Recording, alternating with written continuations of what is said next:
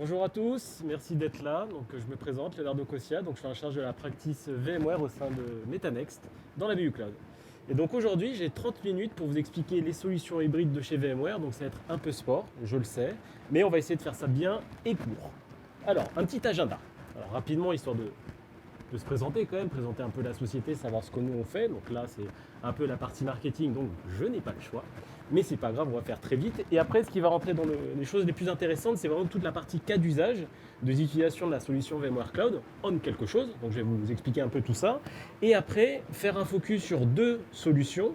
Donc quand je dis un focus sur une demi-heure, ça va être très très short, mais je vais vous présenter quand même sur une vue très high level la partie VMC et la partie AVS, qui est la solution de Microsoft.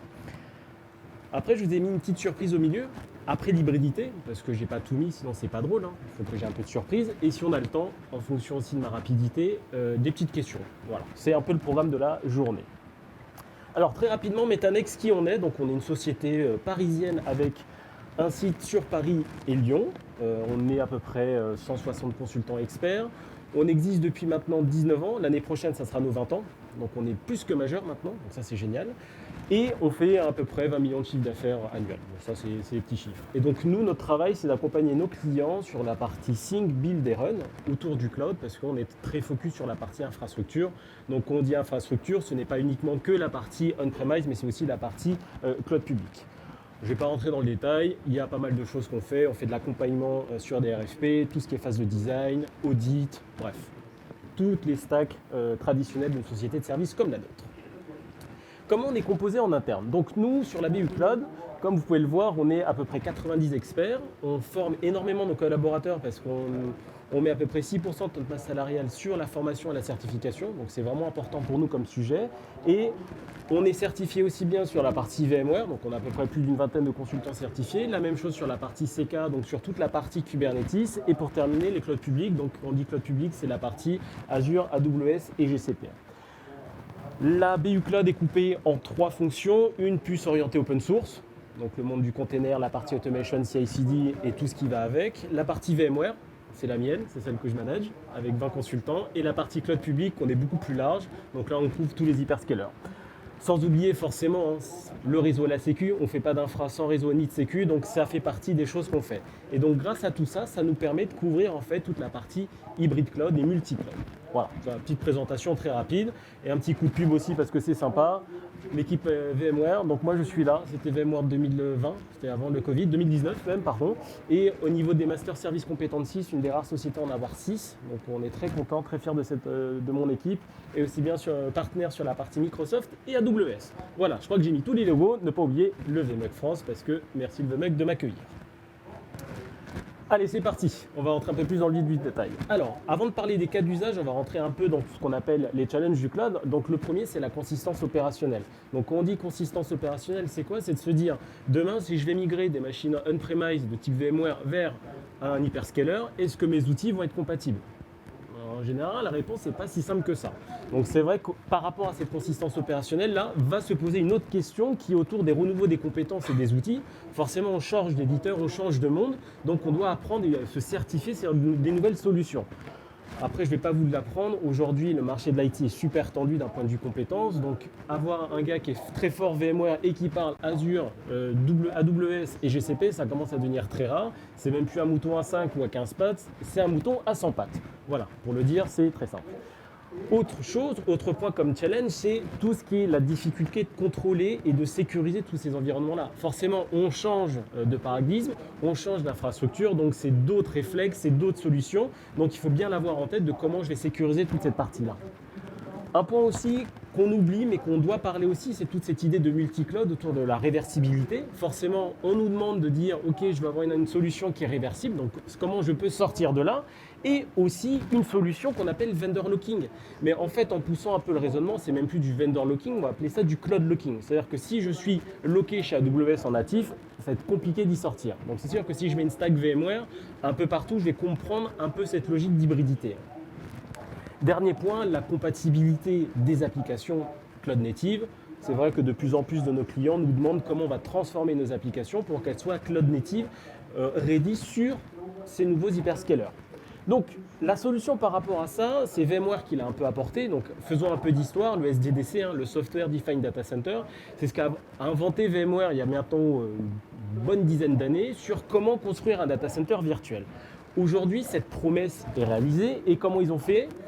Tout simplement en utilisant la stack VCF. Donc la stack VCF, sans rentrer dans les détails, c'est quoi? C'est une stack d'infrastructure qui va me permettre aussi bien de gérer du compute, du stockage et du stockage virtualisé, sans oublier la partie vRealize. Après, sans faire de trop de pub à VMware, on le connaît tous maintenant, c'est un des leaders du marché. La plupart des clients ont un hyperviseur VMware qui traîne quelque part, donc voilà, ça reste quand même un standard, c'est devenu un standard au niveau du marché. Donc c'est un peu normal d'en parler aujourd'hui.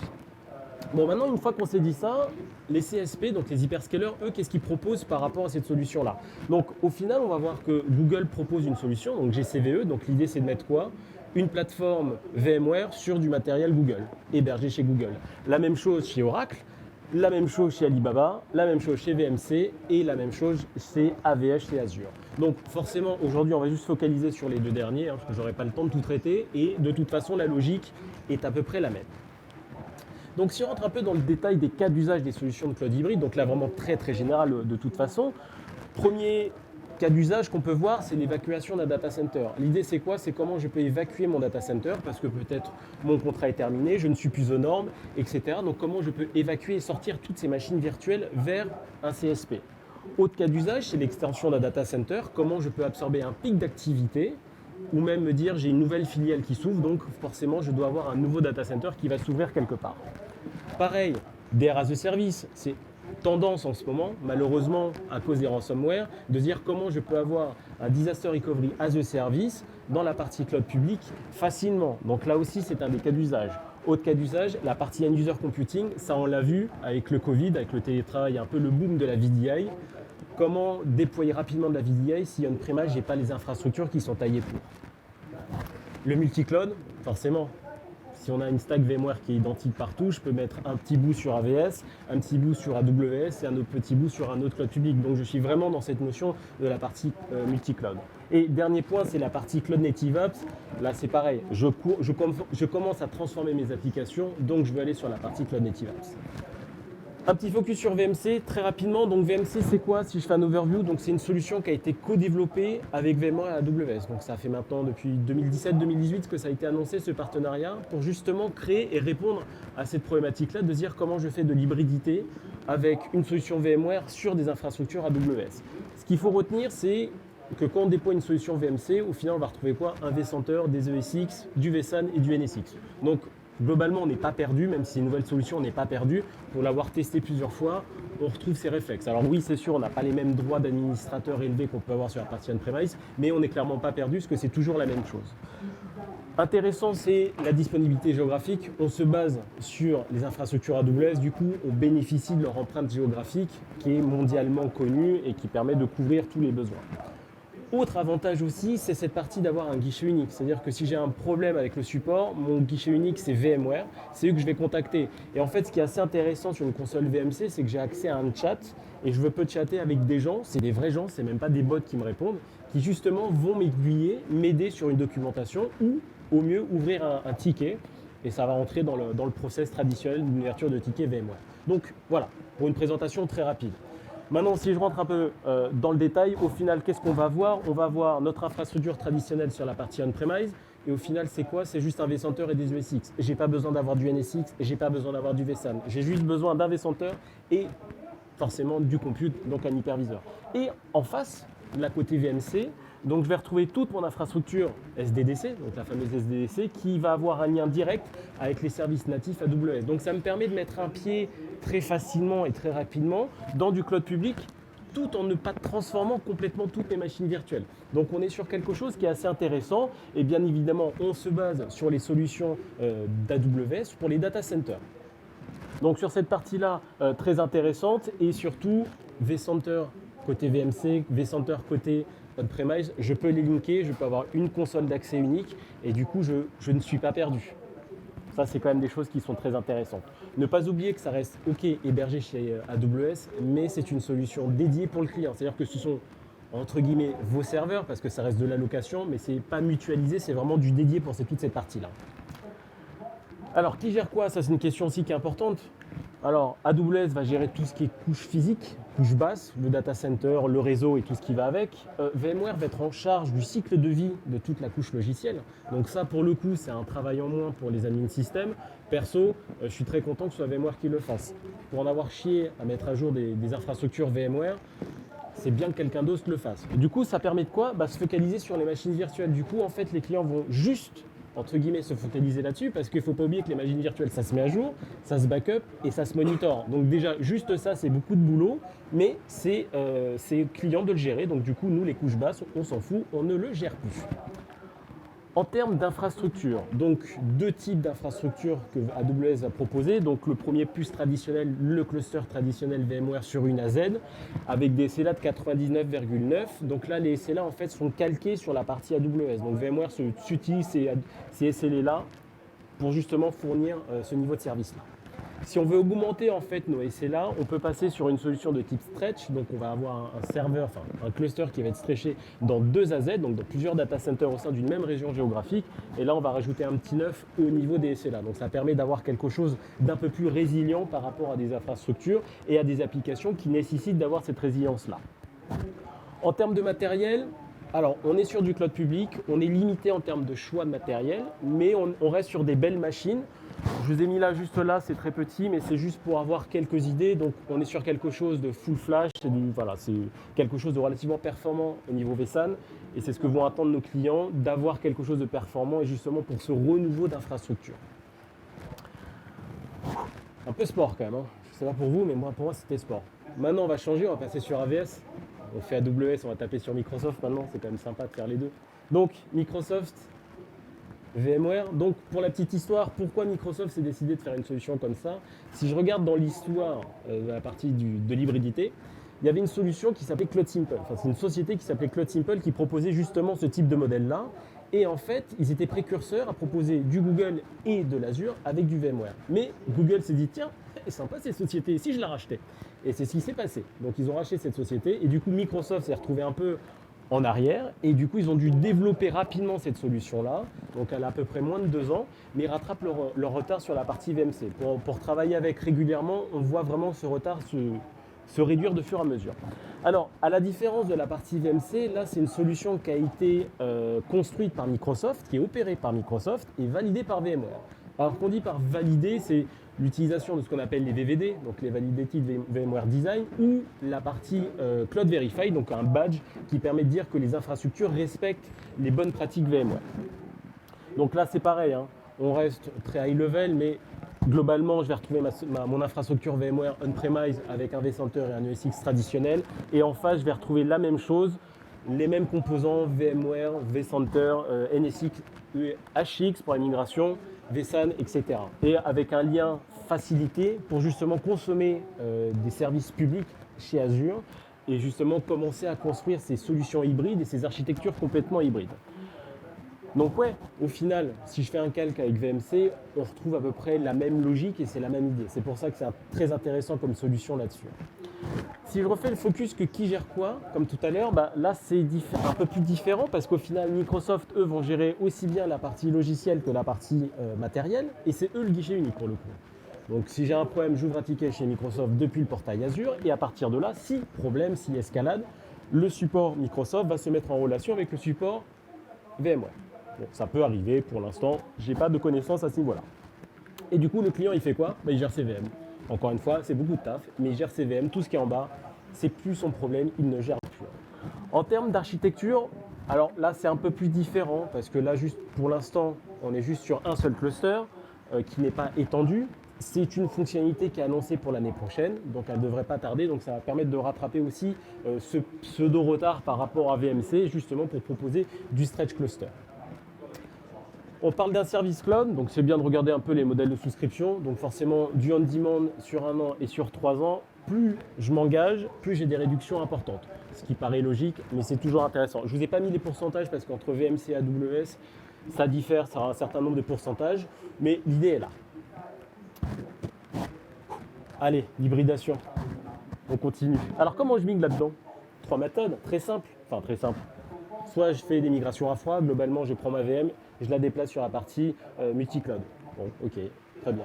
L'autre, vMotion, on connaît tous le vMotion, ça existe depuis plus de 15 ans. Rien ne nous empêche de faire du vMotion entre ma partie on-premise et ma partie cloud public. Et dernier point, c'est la partie HX. C'est un module spécifique qui va nous permettre justement d'industrialiser nos migrations, de les faire en mode parallèle et qui va permettre d'optimiser tous ces workflows de migration. Donc c'est relativement intéressant de pouvoir faire ça parce que HX va m'apporter toute cette solution-là. Bon, je suis resté très théorique quand même au final. Et si on mettait un vrai cas client? Alors en vrai, non, parce qu'on l'a inventé, mais on a inventé même une société, on allait plus loin. On a inventé la société Titan. Et Titan, qu'est-ce qu'elle fait dans la vie? C'est qu'elle compose, enfin elle crée des composants titanesques. Forcément, c'est Titan. Et du coup, qu'est-ce qu'elle a Titan? Donc elle a 2 data centers, un en France, un en Espagne, un peu plus de 30 agences et 4000 utilisateurs et 70 applications. Et donc ça, c'est l'infrastructure de Titan et Titan va être confronté à plusieurs problématiques que je vais vous expliquer tout de suite. Donc la première, c'est quoi? C'est la fermeture du data center. Donc là, le chien, il fait un peu la gueule parce que au final, qu'est-ce qui se passe? C'est que Titan, il est soumis à 3 gros problèmes. Le premier problème, c'est quoi? C'est un problème de normes de data center. Donc au final, il doit fermer son data center parce qu'il a des problèmes de normes. Son infogérant actuel n'a pas respecté, n'a pas mis à jour son matériel et même ses environnements. Autre point, matériel et software qui sont en fin de vie. Donc là, c'est pareil, c'est un vrai challenge pour Titan de se dire j'ai un DC qui est plus hors norme et en plus j'ai tout qui est obsolète. Et on rajoute une petite difficulté supplémentaire, c'est que j'ai que quelques mois pour évacuer tout ça parce que sinon je dois prolonger mon contrat et du coup c'est un coût supplémentaire.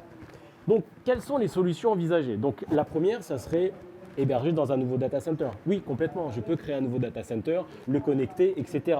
Par contre, le challenge, c'est qu'en quelques mois de créer tout ça, faire les migrations, etc., ça me paraît très compliqué.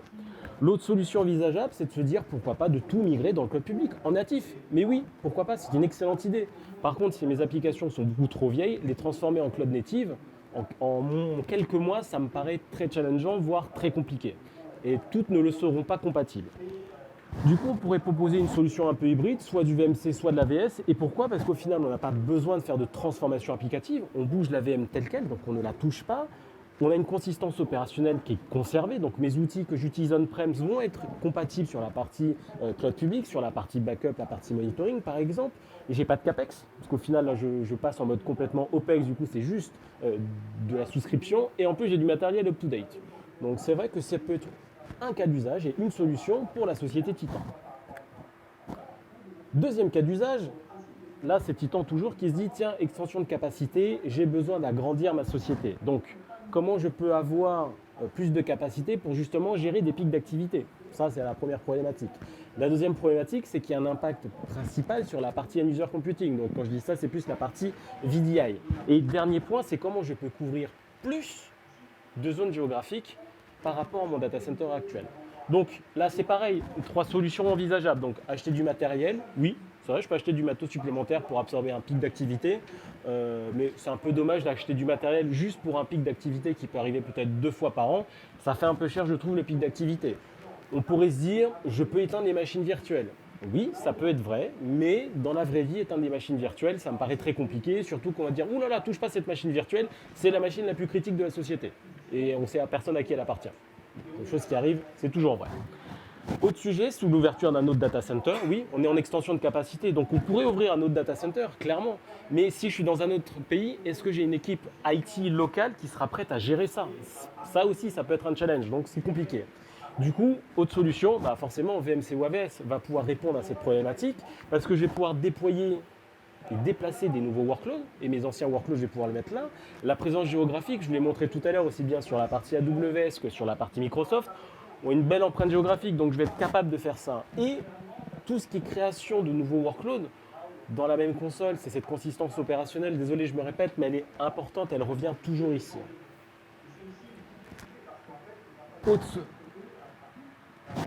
C'est fini, dis donc. Qu'est-ce qui se passe? Ben oui, j'ai bientôt plus de temps. Si je devais conclure. Ah, mais c'est marrant, j'ai des slides qui ont sauté, c'est pas grave. Si je devais conclure, on va faire un petit comparatif des points forts quand même, c'est toujours intéressant. Sur VMC, du coup, le premier quoi? C'est un service coopéré par VMware. Ça, c'est clairement un des points forts. Le deuxième, c'est qu'il est disponible.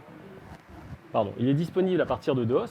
et surtout cette élasticité automatique, donc ce qu'on appelle le IDRS. Donc le IDRS c'est quoi? C'est rajouter de la capacité à la volée dès que j'ai un pic d'activité. Donc c'est l'équivalent du DRS où je fais de l'équilibrage de charge, mais là j'équilibre pas la charge, là je rajoute un host dans un cluster et c'est complètement automatique et c'est un concept unique qui est sur VMC de rajouter automatiquement et il le rajoute et en même temps il l'enlève dès qu'il y a un pic d'activité histoire de ne pas surconsommer non plus, heureusement.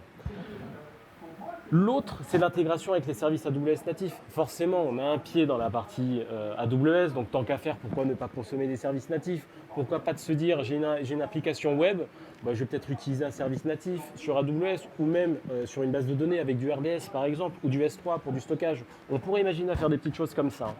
Autre point fort, c'est cette fameuse full stack SDDC. Donc, c'est-à-dire que si aujourd'hui vous connaissez VMware, vSAN et NSX, au final, passer dans une solution VMC, ça va être très facile. L'étape d'après est très simple, c'est juste apprendre AWS et apprendre quelques petites choses. Ce qui est vraiment très intéressant par rapport à ça. Dernier point, c'est cette large présence géographique. Là, pour le coup, je ne peux pas l'inventer. AWS est présent mondialement dans plein de petites régions et du coup, ça leur donne une petite avance par rapport à AVS. Même exercice sur la partie AVS. Allez, service vendu et opéré par Microsoft, à la différence de VMC. Le support étendu pour les versions Windows Server. Alors ça, pour le coup, c'est un vrai différenciant. C'est-à-dire que si vous avez on-premise des vieilles machines Windows, c'est sûr que le support va être coûteux et le passer sur AVS va vous permettre d'étendre un tout petit peu ce support-là. Donc c'est un vrai point fort par rapport à ça.